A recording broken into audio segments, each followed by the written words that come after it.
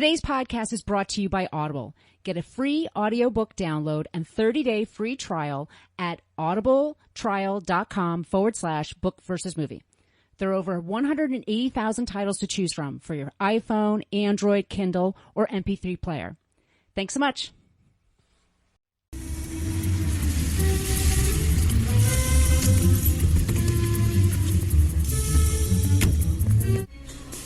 Hello, excuse me. I am looking for a ham, a hickory honey ham. If there are any left, they'll be back there. Thank you very much. Merry Christmas. Merry Christmas. Excuse me.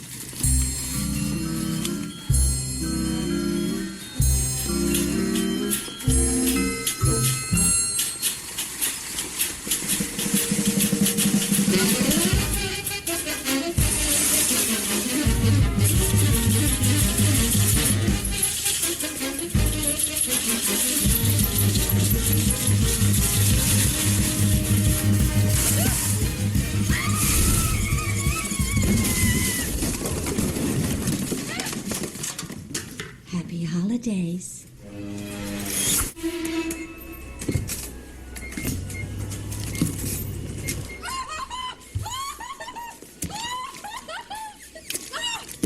Can I buy your ham? Pardon? Your ham. You see, it's the last one. And my daughter Blair, see, she's coming home all the way from Peru, and hickory honey hams are her absolute favorite. And I'd like to buy it from you. No, it's not for sale. But she's in the Peace Corps, and I'd be willing to pay anything above sticker price. No, we're not interested. You know, it's never too early to start thinking about putting away a little something for your child's college education.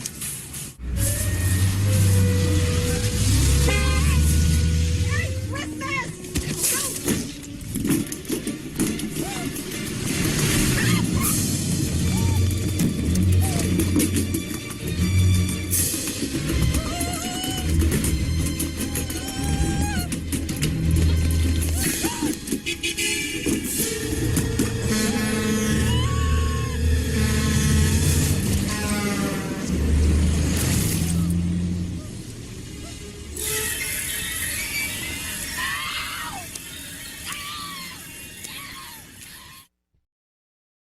Hello and happy holidays, and welcome to Book versus Movie, a podcast where we read books that have been adapted into movies, and then we try to decide which we like better, the book or the movie. I am Margo P. of coloniabook.com, and this is my good friend and co-host, Margo D. of Book and Fit Chick. Hi, everyone. Happy holidays. Happy holidays! Yeah. It's raining here, which is making it seem a little more cozy and holiday-like.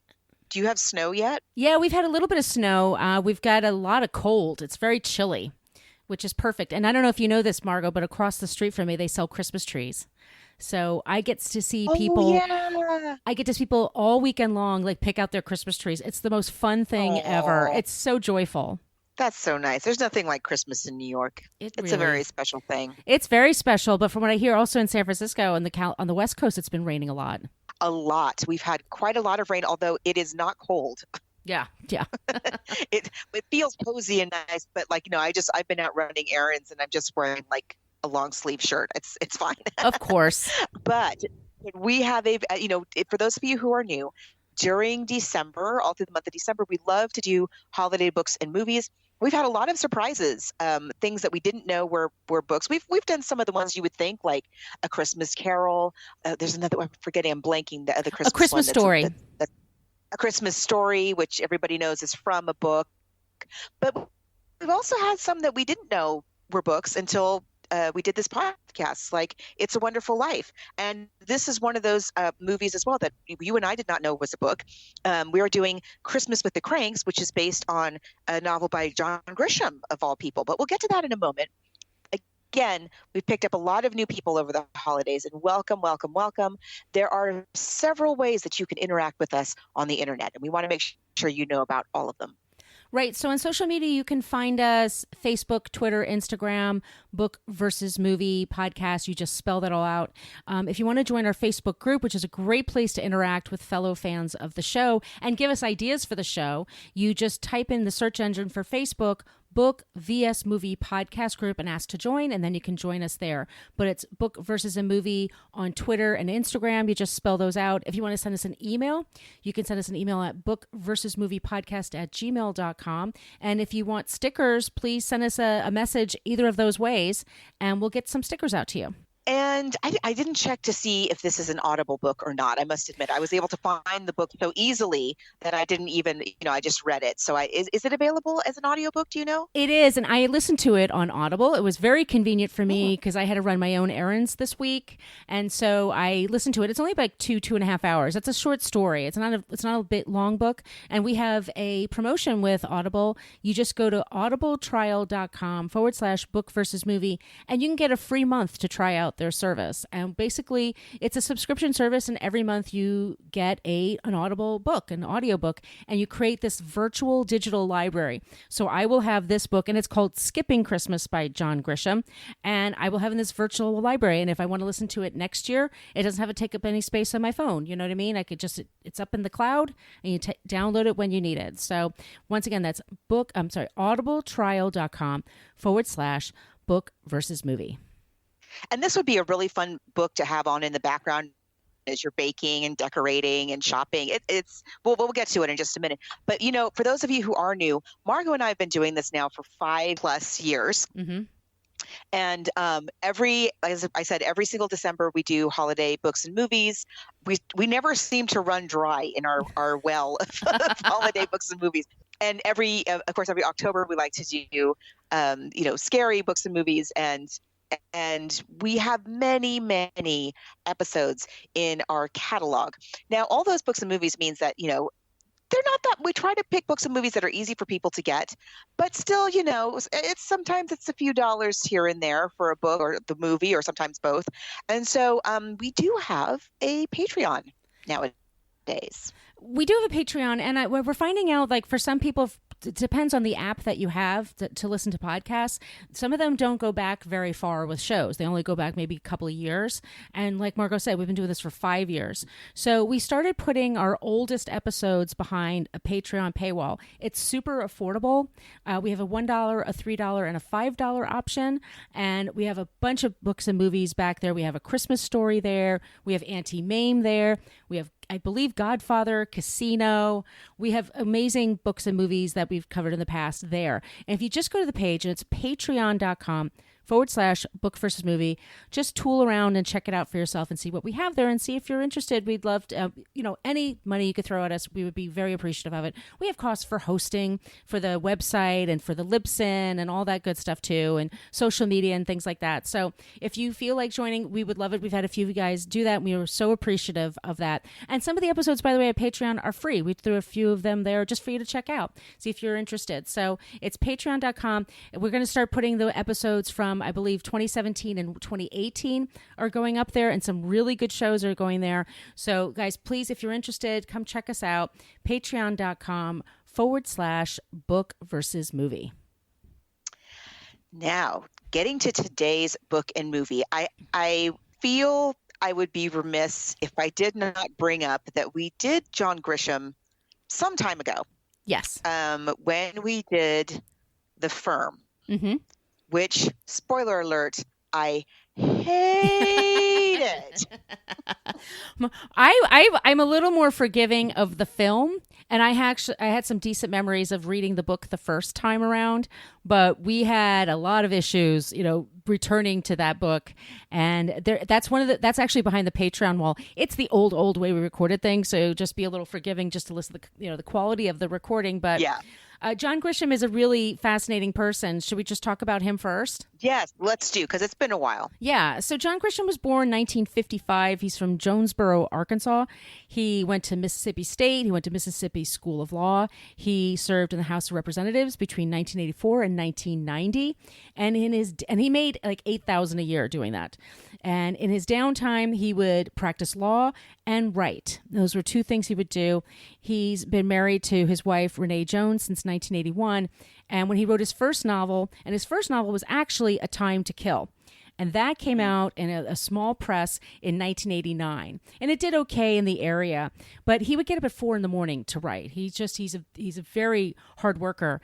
And the fact is that a few years later, he had a book called The Firm, and it was a huge bestseller. It became a very popular film, 1993, starring Tom Cruise.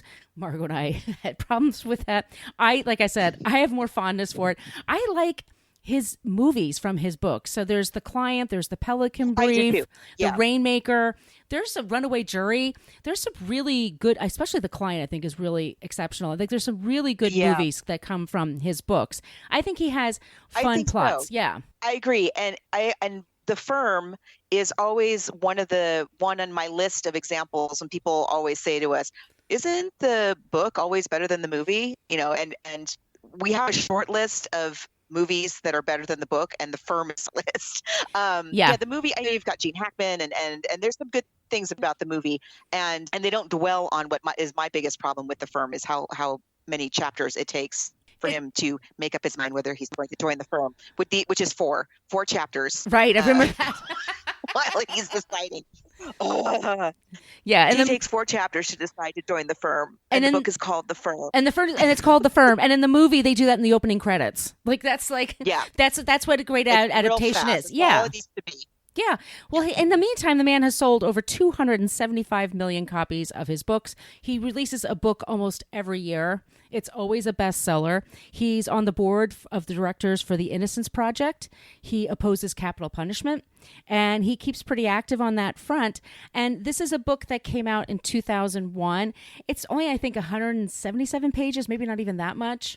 But it was a bestseller. It's quite short. Yeah. I am holding it in front of me. Yeah, it's 177 pages, but it's a small book. So if it were a normal size book, I think you'd be looking at like 125. It's quite short. Okay.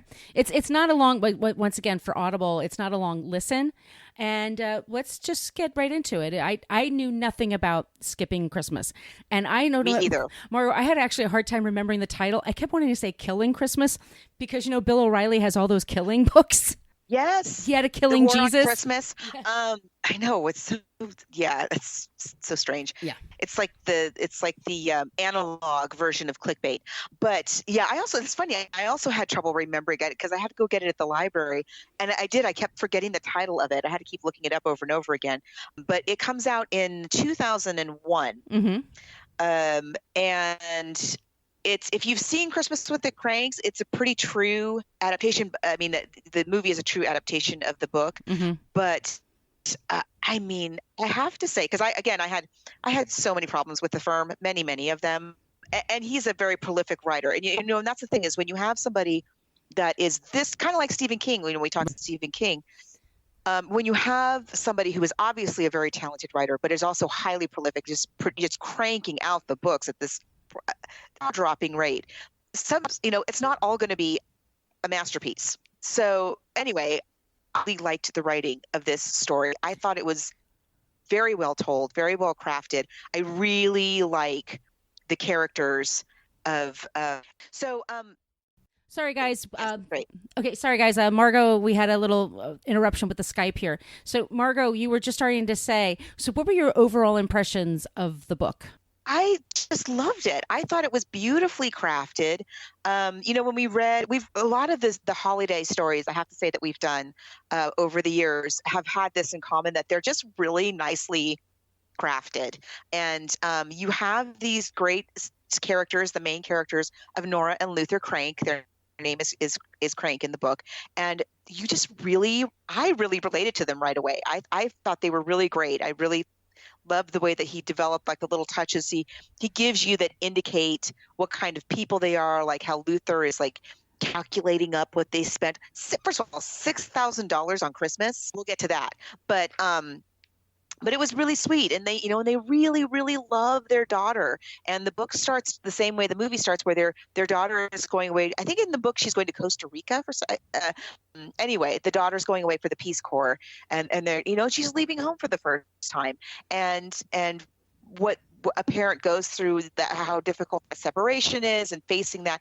I just loved it. I thought it was terrific. I loved all the neighbors. It's such a fun book. Oh my God, I didn't like it at all. You didn't? No, I didn't. I know we're oh my God, we've never had this happen. I know.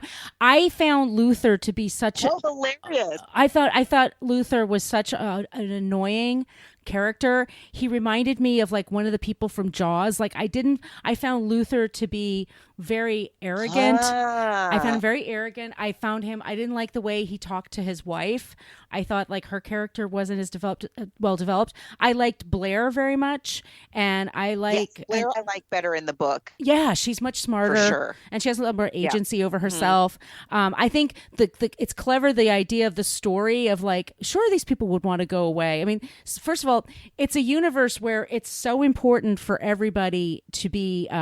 Christmas is so important, and not because it's the birth of Christ and we're celebrating that. It's all just about the decorations and the shallow stuff. And it's all the tribal stuff. It's really interesting. I saw it more as like, I know guys like Luther. I've met that.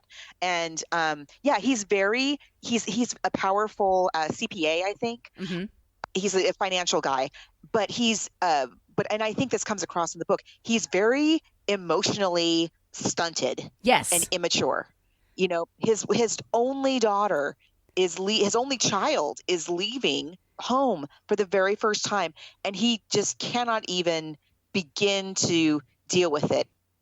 And yes, the way that he talks to his wife is very clumsy and macho, and I just feel like the way I read it was like he was it's a very emotional thing, your child leaving for the first, and he's so unable to deal with his feelings in any kind of a mature adult way that he's like, let's go, we're going on a cruise. And in the book, he very much dictates. He doesn't like say, hey, how would you like to go? He's like, we're going on this cruise. Right. And so that's how I read it, was that he's this old school, very emotionally underdeveloped macho guy. Yeah, and that's how he deals with this thing. Yeah, and I get that, and I maybe because I listened to it and I didn't read it, but I mean, there's sometimes the way Luther talks to people and he rationalizes things. I'm just like, you are not the center of the universe. You know, you have a pretty damn great life, dude. I mean, what are you complaining about? He's so mad at like the going to the store, and the person that makes minimum wage has the nerve to call him by his first name, and he just complains about a lot of stuff. Right? I know. And so yes. I guess I got annoyed like with him. Sorry. I got annoyed with him. That's my problem. I felt like that was on purpose. I felt like that was a window into this privileged middle class, that this world that they have created for themselves. And then all of that blows up in their face, like the moment they try to color outside of the lines a little bit. Right. And it's weird to me, like the entire town is just so distraught, and like it's funny because it's just one of those things, like, wouldn't the people in the town kind of understand, like, maybe one Christmas let them go and do something different, because their only child is leaving for Peru for a year. You know, I mean, and that's, again, getting back to Luther and how much of a caveman he is. Right. All he had to say was, listen, this is, my wife and I are really hurting right now, and we really can't deal with our daughter being gone. We just need to get away because this is just way too painful for us. Yeah. And people would have understood, but instead he's like, we're skipping Christmas. Yeah. And people are like, what? So I just thought it was very interesting. I just really found it fascinating. But yeah, maybe you're right. Maybe because it's an audio versus in the book thing. Could be. Or, we could just see it in different ways. Yeah, that could be it. He's annoying. He is truly annoying. Yeah. But I feel sorry for him because he can't. First of all, he can't communicate to his daughter his feelings. He can't communicate to his wife his feelings. And he can't communicate. This is all because he's such a bad communicator. Right. The whole thing is a mess because this man cannot even begin to express a single human emotion in any kind of real way.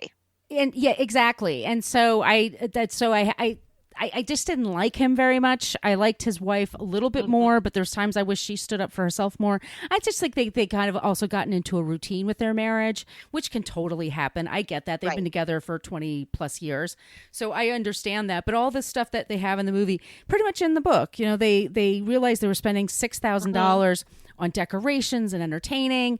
And he's like, why don't we spend $3,000 and go on a trip for 10 days? And then, you know, she has to talk, like a lot of things, like she has to talk him into donating to the church and the children's hospital. But it's like stuff like that. But the neighborhood that he's in, everybody participates together to have the most fancy neighborhood Christmas displays. And so it's really upsetting that they don't have his Frosty, you know, on the roof, or that he's not buying a Christmas tree. Like nobody can understand why they're doing this. And it's a world where nobody wants to understand. Like it's just to them, they get just so upset about it. And then I thought, and I guess, you know, I had certain things like that. I can relate to it a little bit, but I know there are places that are like that. And, but you know, nobody ever thinks like, wow, you know, it's probably really hard with their only child gone for Christmas, and they're such a Christmassy sort of a family. Maybe they should get nobody thinks that ever. And also like the charity thing, they just like in the movie, they get approached by the policemen, they get approached by the Boy Scouts, and it's a little different in the book, because in the book, the Boy Scouts or the police show up, and like the Boy Scouts show up and they're like, we're trying to raise money for the jamboree, and we're selling these Christmas trees, and the Kranks tell them, oh, we're not participating in Christmas this year, but I tell you what, come back in 3 months time and we're going to give you double what we would have paid to help you pay for your jamboree. And they're like, wah. And they go, and the same thing with the cops. The cops are like, you know, we're selling our calendar, which is what, you know, let's say it's $20. Right. And the Kranks in the book are like, well, we're not going to buy a calendar, but listen, if you come back in June, we'd be more than happy to give you, you know, it was like $100. And them too, they're like, just what? It's bizarre. Yeah, nobody's understanding it all, and everybody likes Blair. So that's why I thought it was kind of weird that they felt that way.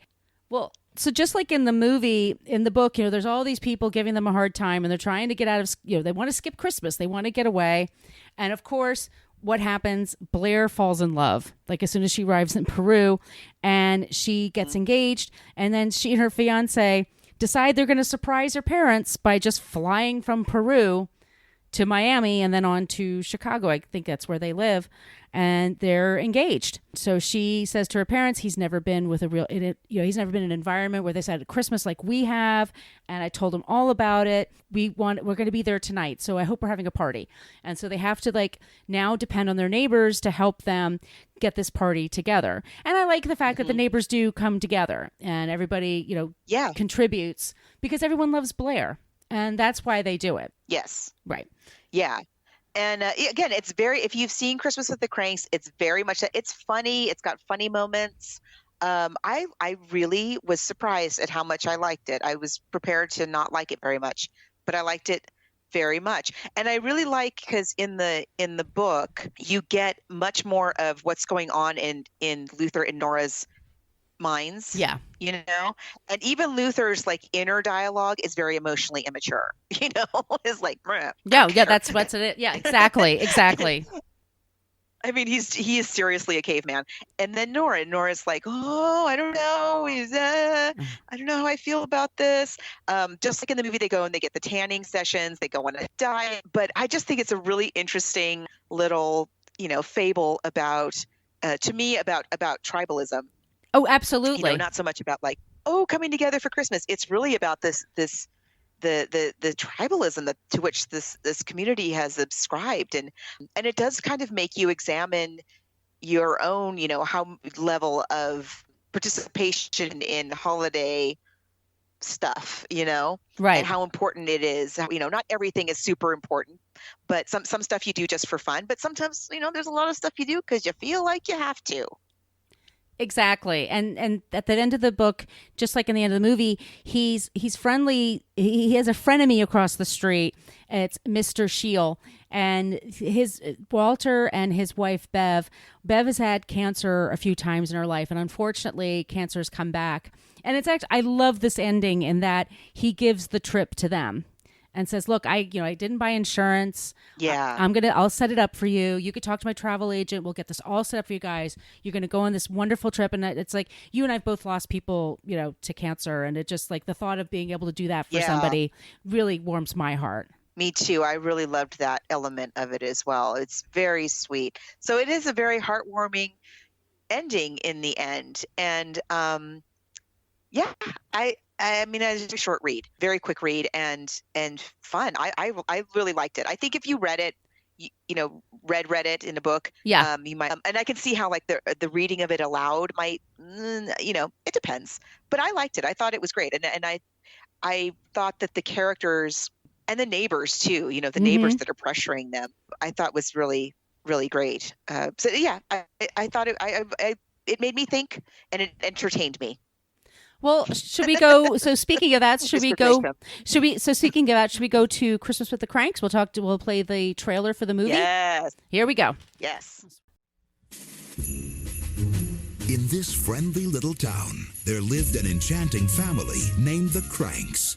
Every year, they would celebrate Christmas together. Merry Christmas! Until the year their daughter Blair left for the holidays. This won't be the same. Then, Luther got a brilliant idea. We skip Christmas. We'll go bask in the Caribbean sun. We skip Christmas? What's up? No Christmas Eve party? Run away from Christmas, huh? A lot of the neighbors are pretty upset.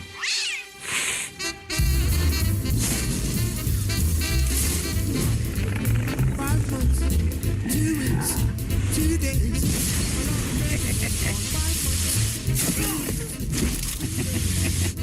Baby's been gone. If you see my baby, they want Frosty? They do not get Frosty. Nora, stop the car. Talk to me, Nora, please. If you see my baby, please send her home.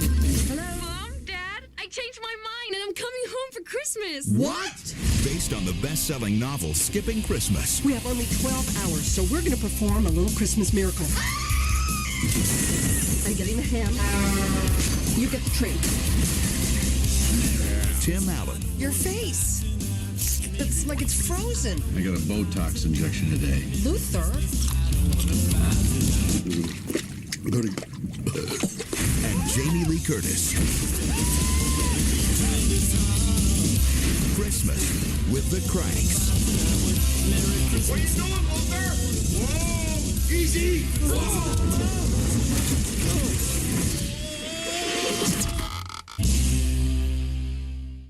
So, Margo, this movie comes out in 2004. It's directed by Joe Roth. He's known for Maleficent and Snow White. Those are his most recent hits. The reason they changed this to Christmas with the Kranks is because there's a movie that came out at the same time called Surviving Christmas, starring Ben Affleck, and it came out 2 weeks before. So they had to change it, and I think that's part of my problem with Christmas with the Krank, because I think Skipping Christmas is a much better title. Yes. Because Christmas with the Kranks is not Christmas, not having Christmas. So how is it Christmas with the Kranks? Yeah. But I also understand like that movie, other movie coming out and then being like, oh, crap. Right.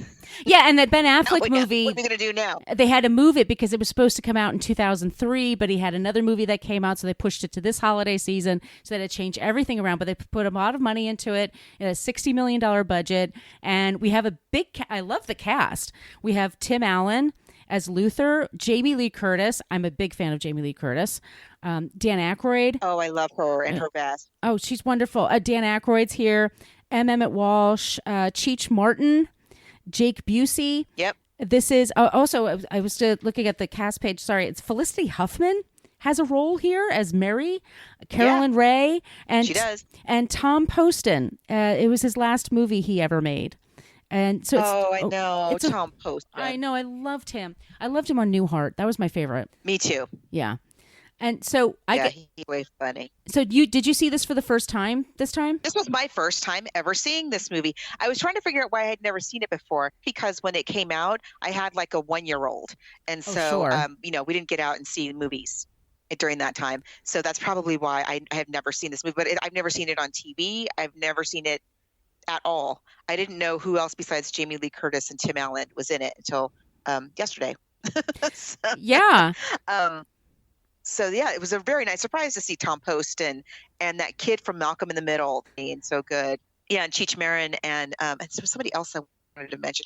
Who's the one that plays where is he? Austin Pendleton. Oh yeah, Austin Pendleton is Marty. Marty. Yeah, he's great. Who I love. Yeah. It's okay. So let's begin at the beginning.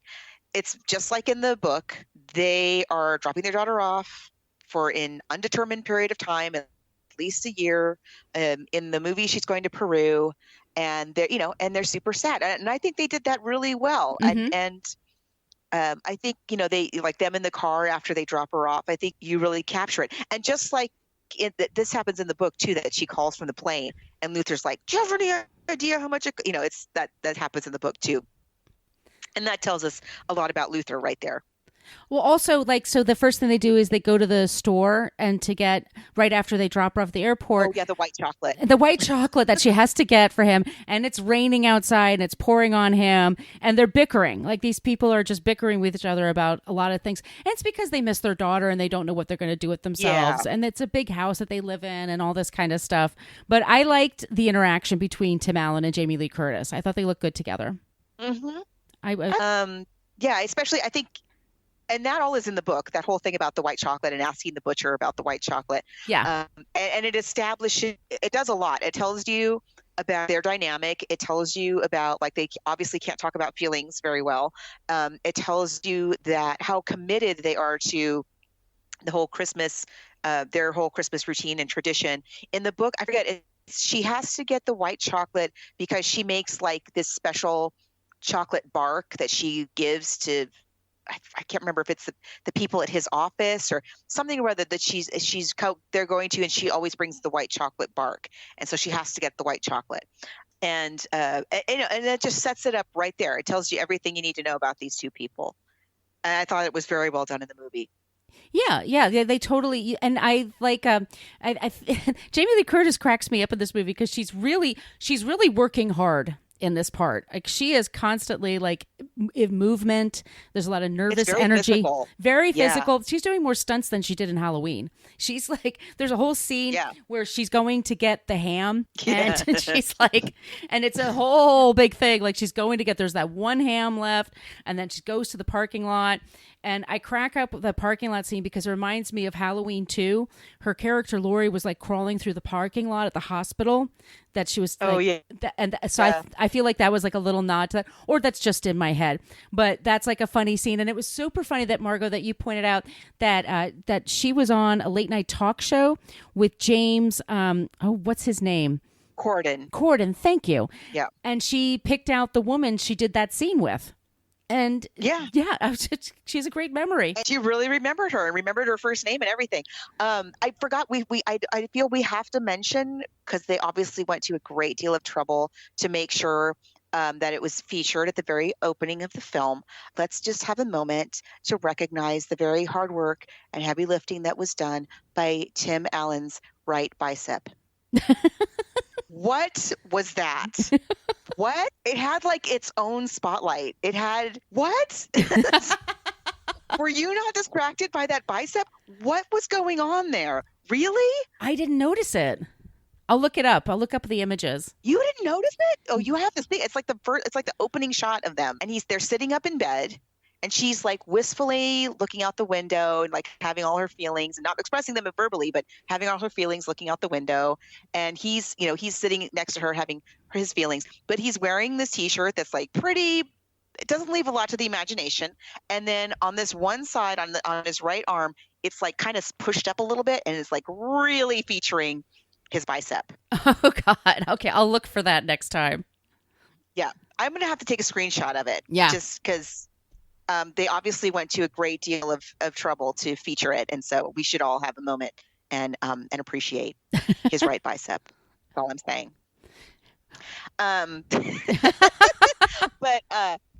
But yeah, I know I really like the way they handled the whole opening. I think it just really sets the whole thing up. And these are very affluent people. The whole community is very, very well off. I don't know what they all do for a living, but they all have giant houses and lots of money to spend $6,000 on Christmas every year. It's fun. I liked it. I liked it very much. The whole thing, the when they go to the mall and the tanning lady. The tanning lady cracks me up. Oh my God, she's so cute. I loved it that she was at the party at the end. I love that they brought her back for that.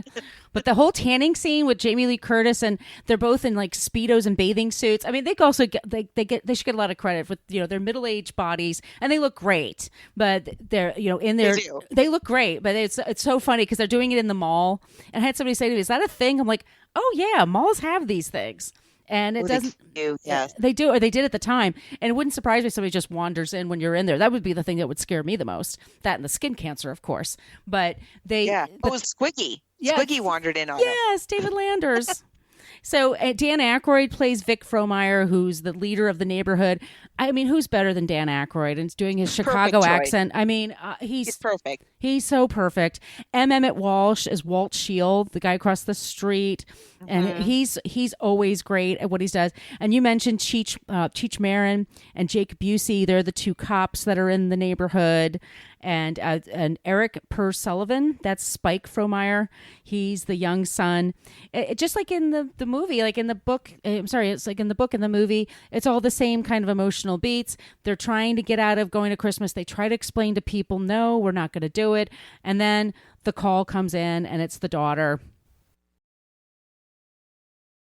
Hi. No, that was a joke. I thought that was somebody from work. Your mom's going to get on the other line, and then we both have something very fun to tell you. Blair? Hi, Mommy. It's Mommy! How are you? Where are you? I'm in Miami, and I'm coming home for Christmas. What? Are you guys surprised? I'm stunned! Surprised. We landed about an hour ago. Oh, that's great! What do you mean, we? Well, I have another wonderful surprise. Oh, yeah? What is it? I'm with Enrique. What's Enrique? Enrique. Oh, he's a doctor. Well, we went to Brown together. Oh, you guys met him a couple of times at my dorms and at my graduation. Of course. I don't remember. He's Peruvian. Oh, great. A communist. Honey. Sometimes we called him Rick. Rick? Rick, the guy that you went down there to shack up with. He lived in a separate hut, Dad. Hot schmutt. I want to see some pictures to prove that. We've been friends for years, and he's just so wonderful. We fell in love while working together, and he's asked me to marry him. What? And I really want to. Oh! Enrique has always gone home for the holidays, so he's never celebrated Christmas in America, and he's so excited. I told him all about Christmas there. The tree, the decorations, frosty up on the roof, everything. Is it snowing, Daddy? No, Enrique has never seen a white Christmas. No, but I sense a storm coming. Okay, when do you land? When do you get in? Oh, we land at 8:03. Tonight? Yes, tonight, just in time for our big Christmas Eve party. You are having the party, aren't you, Mom? Of course we are! Oh, great. Oh, Mom, you are going to love Enrique. He wants to have a house full of kids. Oh, honey! Oh, Mom, I can't wait to be home. Pretty neat surprise, huh? I am speechless, and your father is probably overwhelmed. Great. I love you, Mommy. Oh, I love you too, honey. Say bye. And she says, I'm coming home. And immediately Jamie Lee Curtis is like, you're getting engaged? Yay! Nobody's kind of worried, like, well, this seems kind of sudden, and we've never met this guy, and you're young. That was the only thing in the movie that I was like, First of all, I mean, I understand. They're going through this emotional roller coaster, and they, at no point are they ever able to express their emotions in any kind of verbal way. Right. And so, like, anytime the daughter calls, like, Jamie Lee Curtis, the mom, Nora, is like way too excited. Yeah. I mean, I know, like, she just left, and you're just so happy to hear. She's like, Wah! Every time the daughter calls. And okay, like, she got engaged and everything. And in the movie, this is somebody that the daughter has had a relationship with for a while. Mm-hmm. So they do sort of know him, or at least know about him. In the book, this is like somebody she just met. Yeah, it's just like So 2 that's weeks. different. Yeah. Yeah. But in the movie, like she's like screaming and she's so excited and she's jumping up and down. Jamie Lee Curtis is, and also like when they finally arrive at the house, she's like going to explode. She's so excited. And the thing is, like, she acts like she has not seen or spoken to her daughter for 3 years. It's been 3 weeks. Yeah. It's been a couple of weeks. It's not even been that long. It has not been that long. And she's like, ah! It's like, okay. There's a lot of like super intense beats. So there's this whole thing where they want the Frosty on the roof. They don't even care that they're going on the cruise, but everybody has to have the Frosty on the roof. So they're like surrounding the house and harassing Jamie Lee Curtis, and she's acting up a storm. I mean, there's a whole thing where she's hiding in the bed with the phone. Really good. Yeah. And it's just over the top, and everybody wants this Frosty. And then so Tim Allen, they decide the daughter's coming, so they have to have a party. And and in the book, I think it's better done them trying to get people to join the party. You realize, they can't get anybody. They can't get anyone. Yeah. Like in the movie, they wrap it up pretty quickly, and they just sort of like Vic Frohmeyer gives his speech, like she was our babysitter. We got to do this for her, and everybody participates. And I actually do. First of all, I think the boyfriend is super cute, Enrique. I think he's adorable. Yeah, he's very handsome. And I like the fact that he and Marty, who shows up and nobody knows who he is, like he says hi to everyone, like he knows them and nobody knows who Marty is. But he and Marty have an instant connection because Marty said he was in Peru for a while. And then they sing this really beautiful Peruvian Christmas song, I think it is. Yeah. But everybody grabs an instrument, and it's one of those movie conventions, but I kind of like it. I mean, I do like holiday movies. I'm not a total Scrooge. It's sweet. It's very sweet. It really is. Yeah. And so when they're doing that, this is when, and I really, really like this. It's well done in the movie where Tim Allen, first he goes across the street because he notices the Shields. They can't make it to the party because it was snowing, and it's probably not good for Bev to move around so much. But he goes, and first he brings the ham, and they're like, okay, thanks, that's nice. And then he realizes, like, I gotta pony up here. There's more I could do, and that's when he gives them the trip. And it's really nicely done. I mean, they did because they want to say no, but they really want to go to, and he kind of, his heart is kind of melting, and he's sort of like understanding, like being nice, how good it feels to do something like that for somebody.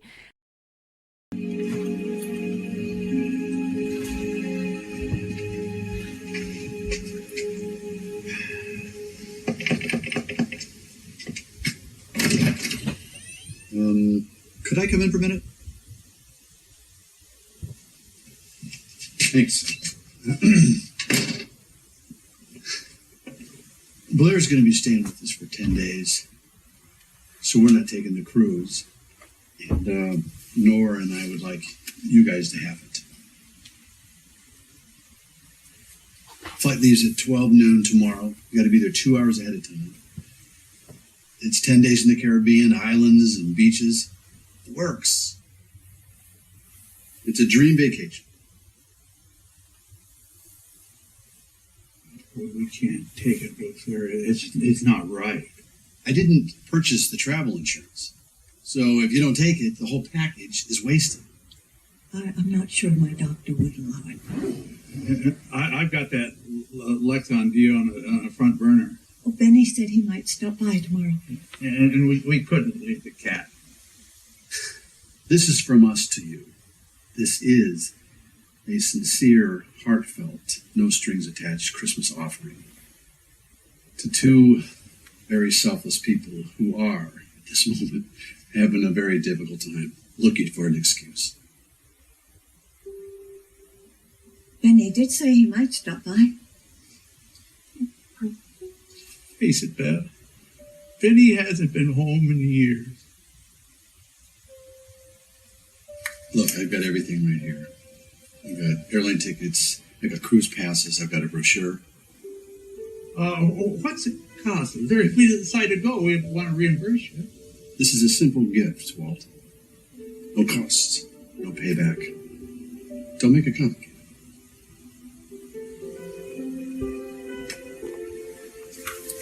Our names aren't on the ticket.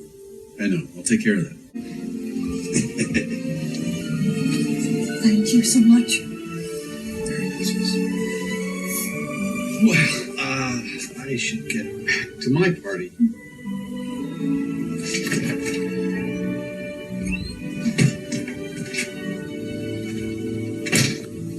Luther, this means so much. Thank you. You're welcome. And it's really a sweet scene. And I like the fact that like in 2 seconds later, they're running around the house, like packing like crazy. Like they're just ready to go. And it's all just really, it's really sweet. I think, I found the movie much more enjoyable. But maybe it's just, I didn't like the reading of the book. Maybe that was the problem for me. Mm-hmm. Yeah, I thought because the movie is super true to the book. It's pretty close. You just don't get any of that interior life of Luther and Nora, but you never do in a movie. You just can't because it's a movie.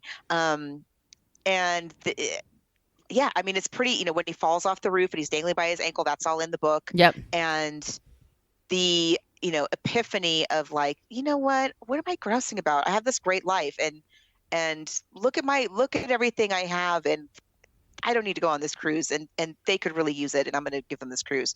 I really liked it. I thought it was very, very well done. And a very fun. I can't believe I've never seen this movie before. I thought the party was really fun too. Like the party scene. Like I was like, great. I would love to be at that party. I mean, they've got good food and good music, and people seem to be really. And it's like the whole community shows up, which is really nice too. And everybody kind of pitches in together. So it just, it's a sweet little Christmas film. I think for me, it's pretty easy. I liked the movie a bit more, but once again, I did too. I listened to it. Yeah, there you go. Yeah, I did too because Dan Aykroyd, first of all. And I just thought the casting was so great.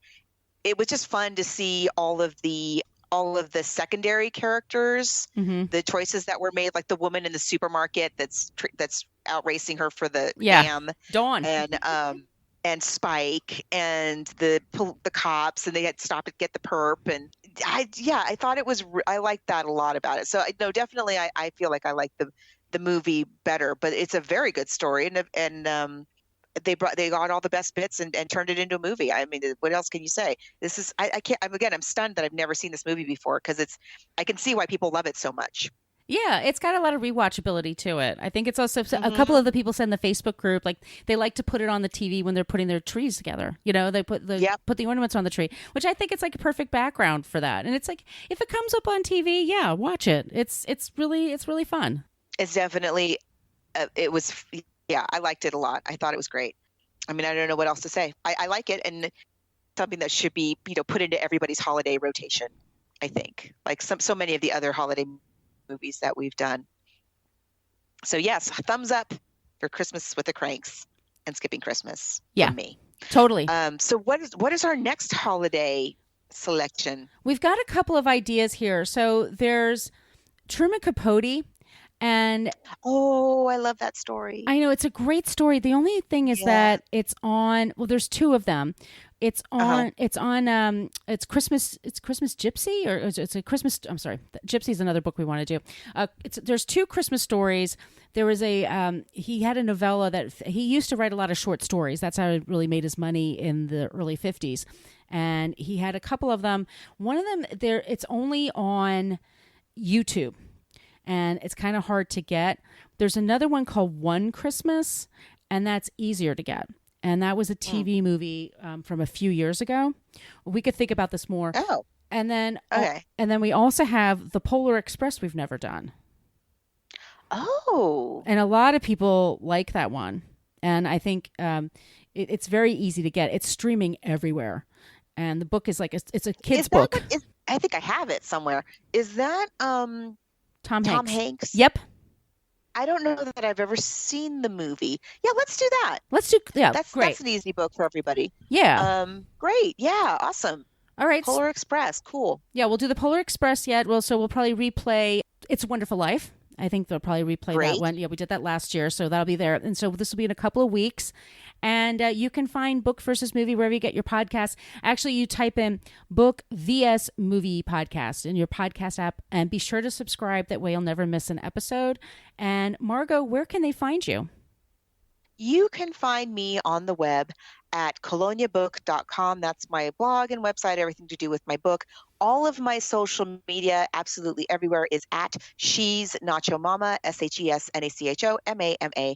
And where can they find you? You can find me on social media at Brooklyn Fit Chick. That's for Facebook, Twitter, and Instagram.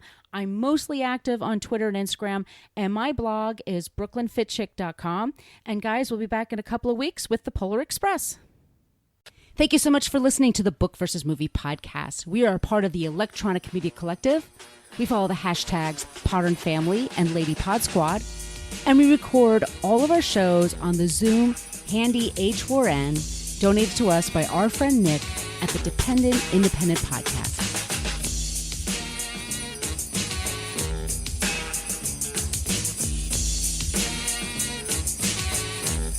It was December 24th on Hollis Ave at the dark when I seen a man chilling with his dog at the park. I approached him very slowly with my heart full of fear. Looked at his dog, oh my God, a ill reindeer. But then I was yelling 'cause the man had a beard and a bag full of goodies, 12 o'clock at night. So I turned my head a second and the man was gone. But he must have dropped his wallet back dead on the lawn. I picked the wallet up and then I took a pause. Took out the lights and then it cold said Santa Claus. $1 million in it cold, hundreds of G's. Enough to buy a phone, magic car with ease. But I never steal for Santa, 'cause that ain't right. So I was going home to mail it back to him that night. But when I got home, I bugged, 'cause under the tree was a letter from Santa and the door was for me.